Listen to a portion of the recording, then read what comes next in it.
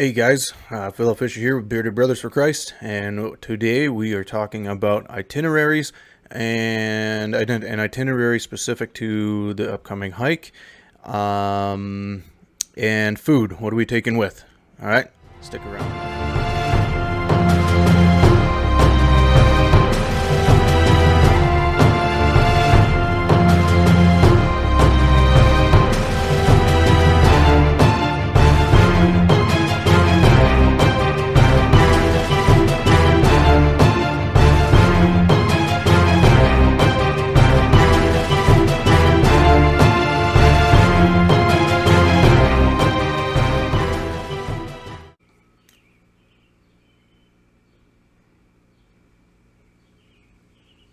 All right, guys, welcome back. Today I told you I was gonna film another video about the itinerary and itinerary specific for this hike.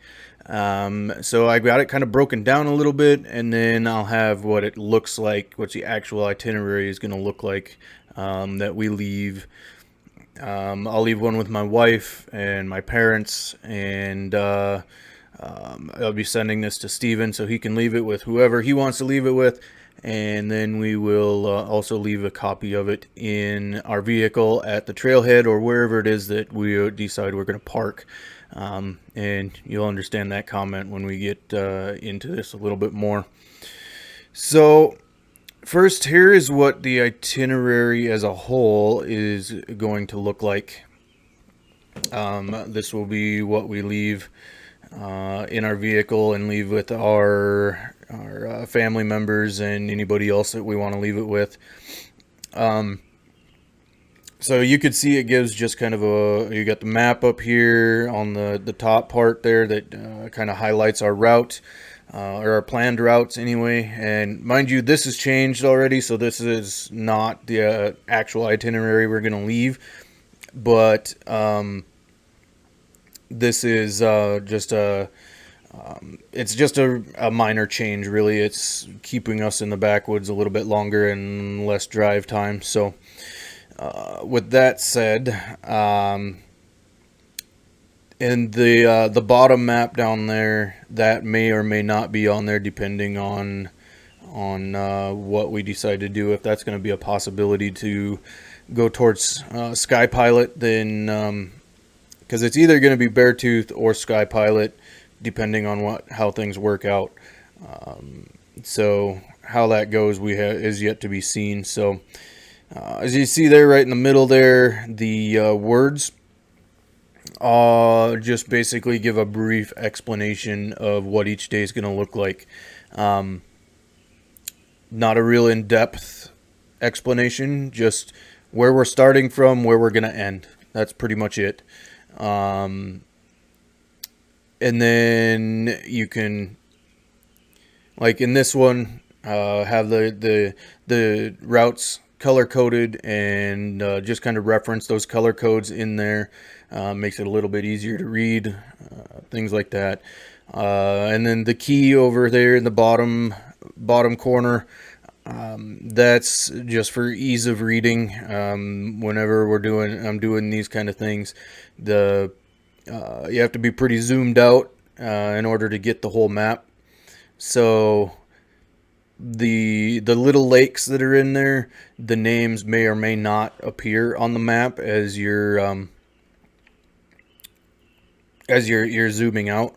So it's always a good idea to have some sort of indication of what lake that is. Because now granted, rangers, they're going to know all these lakes probably fairly well. But somebody else who doesn't know the area very well may not know which one of these little tiny lakes is Albino Lake and which one is Jasper and which one is Sheep Herder and stuff like that. So just keep that in mind when you're making these maps. Make your maps and your itineraries under the assumption that somebody that's reading them has no idea where this country is at and has absolutely no idea about any of this stuff. Make it easy to understand, so that a young kid would be able to look at this and say, "Oh, okay. Well, I know that lake there is Sheepherder Lake because the Heart is Sheepherder Lake, and that's where the Heart is at." Things like that. Let's break this down just a little bit here. We will get rid of the whole thing. Excuse me. And so the main map, let's look at that really quick. So here's the main map of the itinerary. That's the top thing. This is the map. This is the thing that you want most prominent in your itinerary, because this is what people are going to look at, and this is just easier to read rather than a bunch of words, and it gives a picture of where you're going to be at. So you can see the red, the dark red there, on the topmost dark red. That is the road coming into the trailhead, and the trail where that road ends, where that red line ends, that's where the trailhead is at. I don't have that marked in there. I should mark that. Anyway, so I'm going to put up the words section so we can kind of see what that looks like as well. So, okay, so Sunday we have slated the blue trail, the blue leg, and that's from the trailhead. Okay, so blue to teal, or light blue, whatever you want to call it. And that's the trailhead to Shelf Lake, and that's where we're going to stay Sunday night because we're getting a late start on Sunday. We will leave probably sometime around early afternoon-ish. And so that puts us at the trailhead around, mid to late afternoon. Probably around 3, 4, something like that. So we'll have a fair amount of time to make it to Shelf Lake and get camp set up. Not quite enough time, maybe, I don't know. I mean, if you really hoofed it, but we're not really into pushing ourselves or getting ourselves behind the 8 ball so much that we have to hoof it. So we'll just go to Shelf Lake that first afternoon, camp there, and then Monday finish the blue, which is summiting Mount Rearguard, and then back out to the trailhead. And this is where our plans have deviated a little bit. So instead of what we were planning on doing was taking the dark red line back out and all the way back around to the highway and back up through Beartooth Pass and then parking where the triangle is. Well, we got to looking at the map and some topo maps and different things like that, and we believe that we will be able to so our destination on Monday is Sheepherder Lake, which is the Heart. So we're pretty sure anyway, that we will be able to take the little valley that runs from the road, runs up and is pretty much straight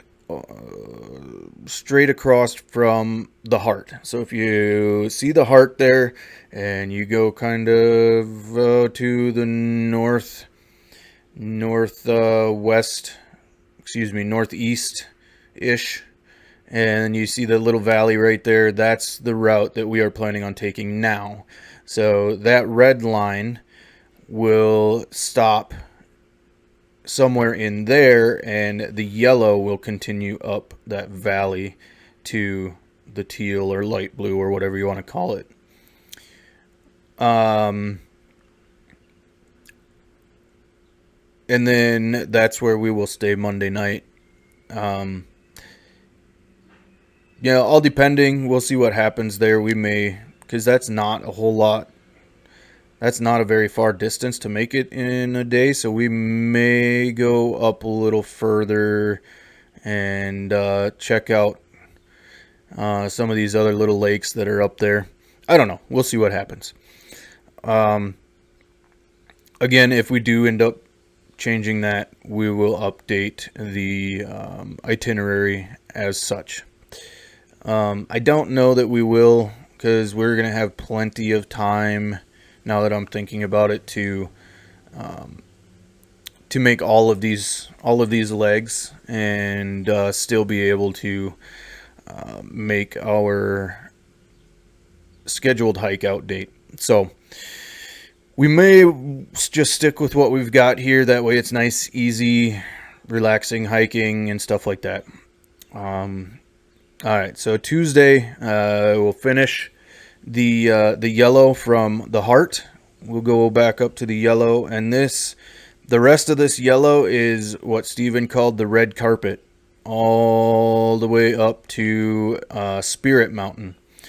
And Spirit Mountain is another 12er, and that will should be a fairly stress-free hike as far as difficulty and rock climbing and things like that.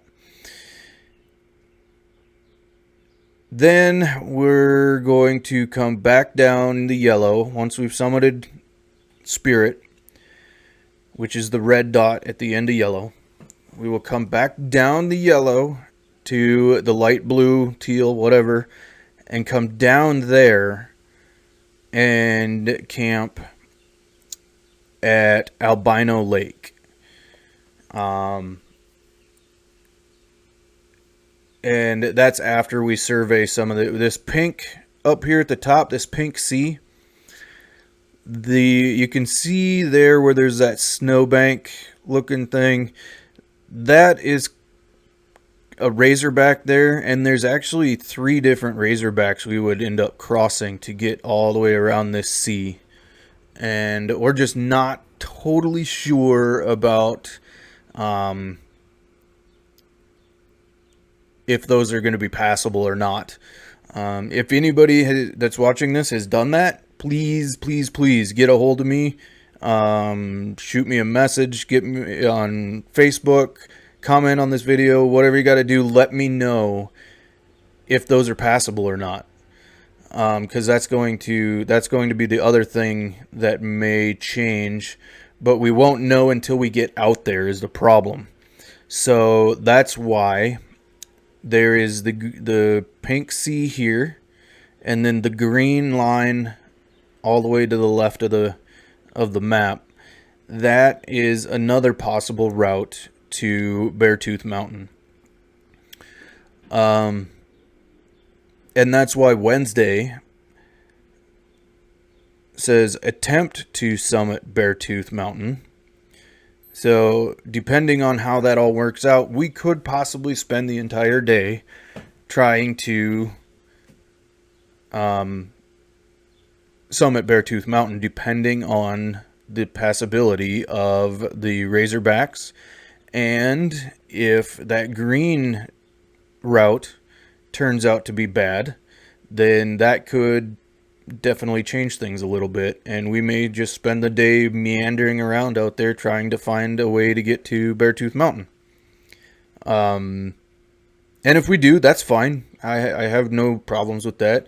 We've already gotten 2 12ers under our belt by this point.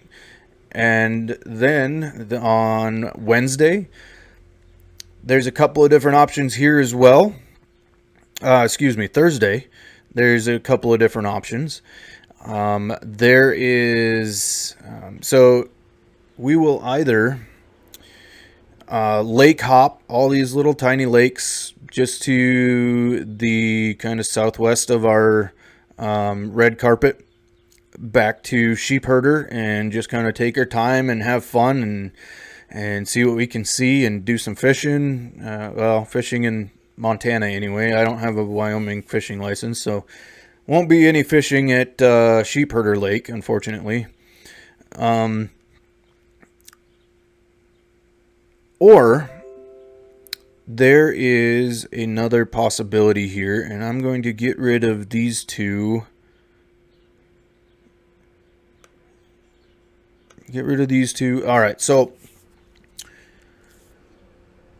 another possibility that we have is this right here. Oh, by the way, this is the key that you saw from the picture of the entire itinerary. Okay, so you remember I mentioned Albino Lake earlier. Well, the little plus sign there, that is Albino Lake, and that's where we're going to be camping after we summit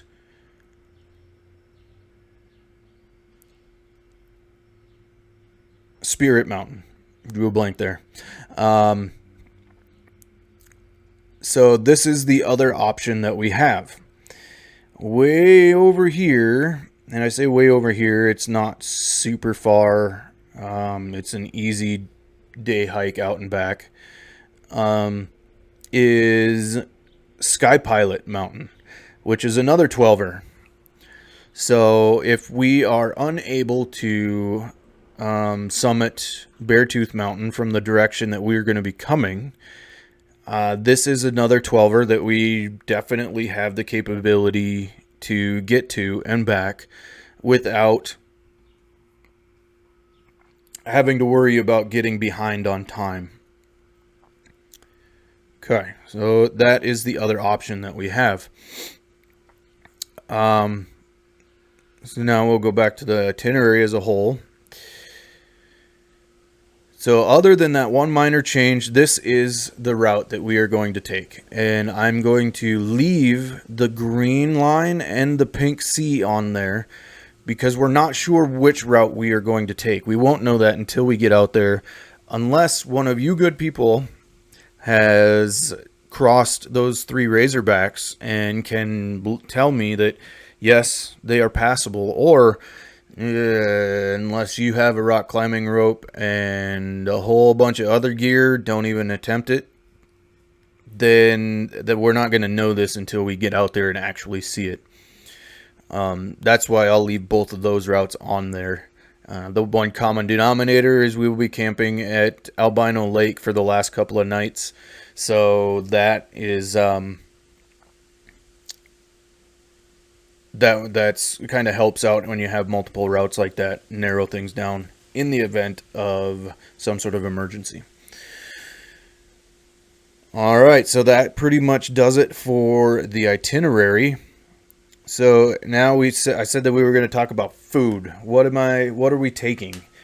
I am a very simple guy. I don't need anything super fancy. My main goal when it comes to food is calories. Obviously you're putting on a lot of miles. Most of those miles, unless you're setting up base camps all over the place, most of those miles are with 30 to 40 pounds on your back. So that is the most important thing as far as I'm concerned, is calorie intake. So what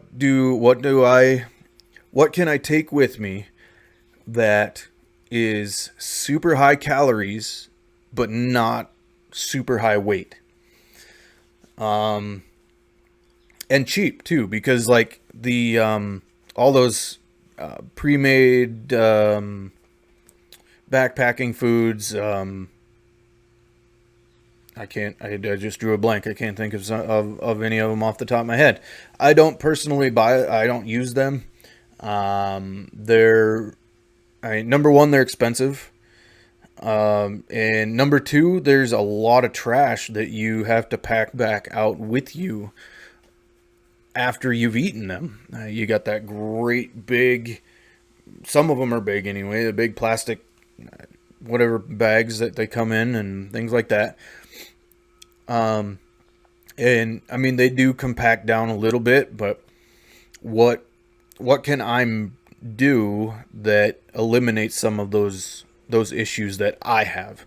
You know, and I'm not dogging on anybody that uses them. I'm not dogging on them themselves. They're great. They taste good. They are super high calories. They're fairly lightweight. problem is they're expensive, or they can be anyway. So what I do, and I learned this last year, and I made a video of them last year of actually making both of these and taste testing them, because I had never heard of them before. And so, which they're very good. They're you have a lot of leeway in different flavors that you can do. It's super cheap. They're not quite as light as what I would like them as far as weight wise, but they're super high calories, and they're super easy to make. And I'm referring to for like lunches and dinners. I'll be doing a lot of ramen bombs, and breakfast is the muffin bomb. And if you have not heard of any of those, I highly suggest maybe going and checking out my video from last year about how to make them and what they're all about. I'll put a card up here maybe and try to get you to it a little easier. They're super good, super easy. They take a little bit of effort to prep for, and so basically it's you go and buy. So here's my recipe for what I do, because I learned last year that if you use a whole thing of ramen and a whole package of instant potatoes, I'm not talking, I'm just, you know, the little packages of instant mashed potatoes, right? If you use 1-to-1, a whole one to a whole one, that's gonna make a lot. Like, most of the time I was finding that the first time I did it, I found out that I wasn't able to finish all of that. Even after hiking for,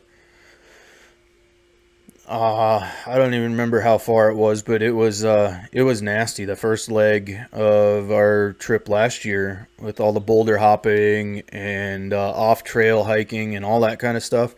By the time I got to camp, I was just absolutely beat, and I couldn't finish an entire one then even. So this year, I'm cutting that in half. I'm using half of a ramen and half of a package of instant mashed potatoes.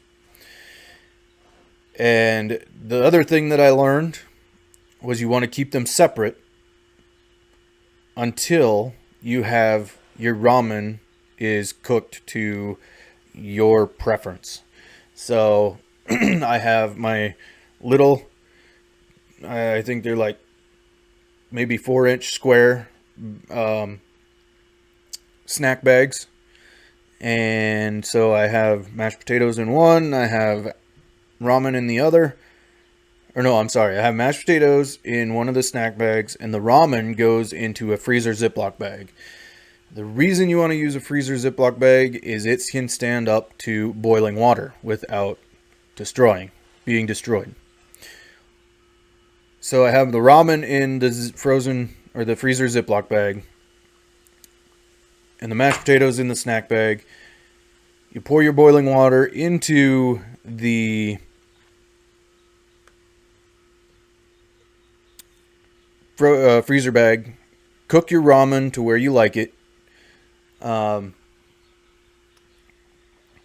Then add your mashed potatoes into that, because the mashed potatoes, number one, they're going to soak up all that boiling water, and your ramen's going to be crunchy. If you like that, go for it. I might have to try it. I've had raw ramen before, and it's not too terribly bad, but I don't know. Maybe I'll try that once. We'll see. And then same thing with the muffin bombs, which are, you go out and buy a package of, go to Costco or Sam's or wherever and get the package of variety muffins. The ones that I got this time around were chocolate, blueberry, and banana. And you take those home, you take them out of the thing, and you chop them up into little squares, and you dehydrate them. So you're basically making muffin croutons. And And then you take those and you separate them out into bags.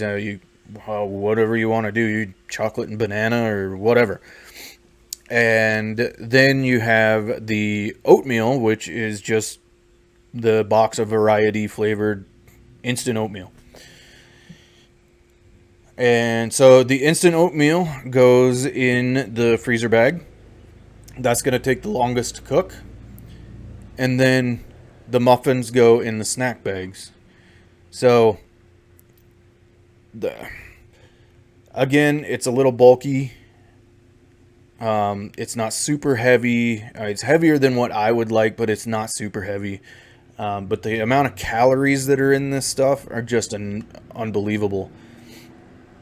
And then I have trail mix.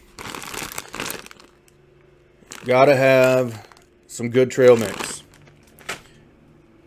This is for those days where you're just kind of stopping and having a break, grabbing some water, and you need a little pick-me-up. Trail mix is the way to go. I mean, you got... it's the problem with trail mix is it's heavy. Especially when you make it like... I make all my own trail mix. This one has... let's see. Has coconut... coconut, peanuts, almonds, cashews,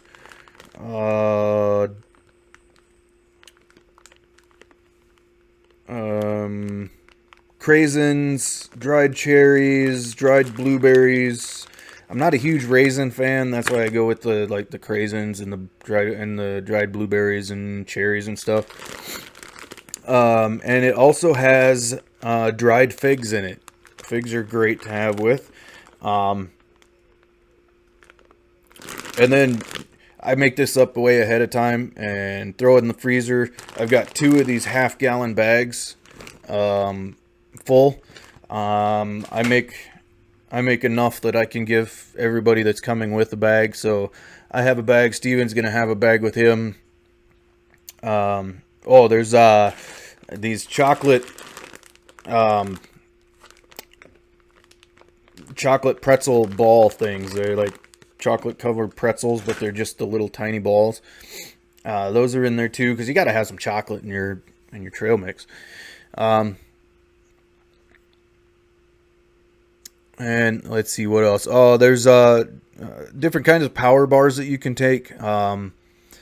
There was one that we had last year that Steven got for this year. It's called Green Belly, I think is what it's called.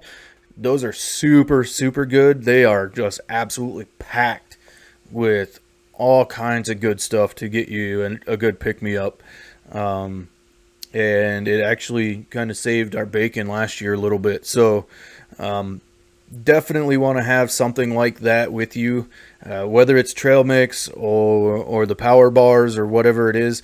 You want to have something that you can just take it, drop your pack, take it out, and eat it. You don't have to sit there and wait for the water to boil or whatever. In those times where you need something to get you through the next few miles or whatever to your campsite. So you got to have something along those lines too. Let's see. I don't know. I think that's about it for food for me. Like I said, I'm super simple. I don't need, the beef stroganoff. Mountain Men, I think, is one of them. There's Summit, something or other, I think. But I don't need all that fancy stuff. It's awesome. It's great stuff. It's a lot of calories. And good on you if that's what you like and that's what you take. That's awesome. I like to be able to make my own. You know what I mean?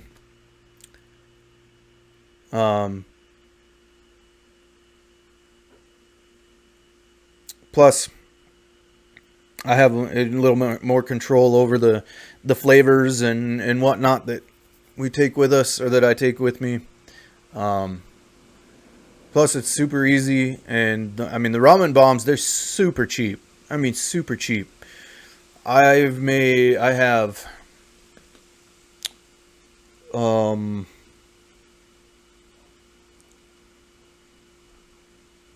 I think I made 10 meals, and those 10 meals, grand total, cost me about $1 a meal, roughly about that. So, and those were the half sized, if you put back, if you could put back the food, I mean, that 5 meals, it's still $1 a meal. It's just how big you're gonna do it. You know what I mean? Well, no, I take that back. It'd be $2 a meal if you were to double the size of a meal. But anyway.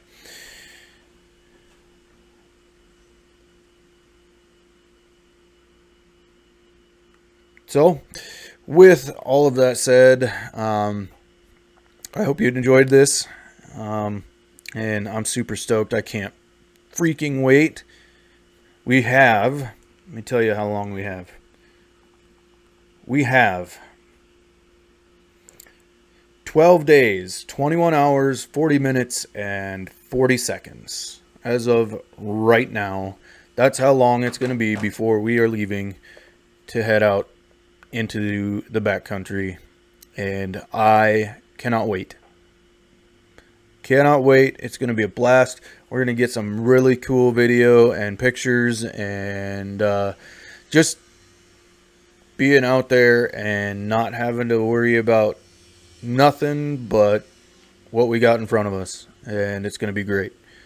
All right. Thanks, guys. Have a great day. Peace.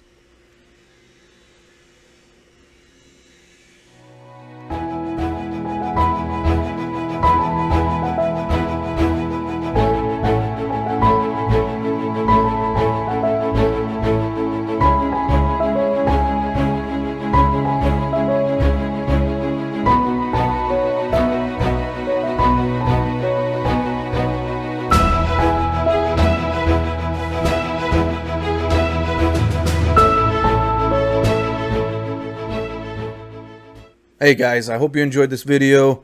If you did, give it a like, give it a thumbs up, share it, subscribe, all that good stuff. We're going to have a lot more content coming out in the next week or so. Just various different things. I'm going to start doing maybe the tip of the week here coming up, maybe on Wednesday, maybe, we'll see. So look for that. Also, the next one will probably be something about, maybe we'll do pack and gear. Maybe we'll do that one with the next video. Give you a rundown of what gear I'm taking.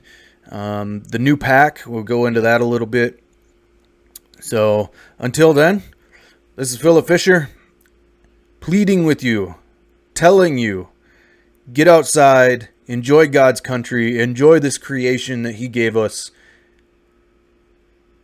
that shows Him to us, and just enjoy it. Always remember, as me and Steven like to say, I love you. God loves you. Peace.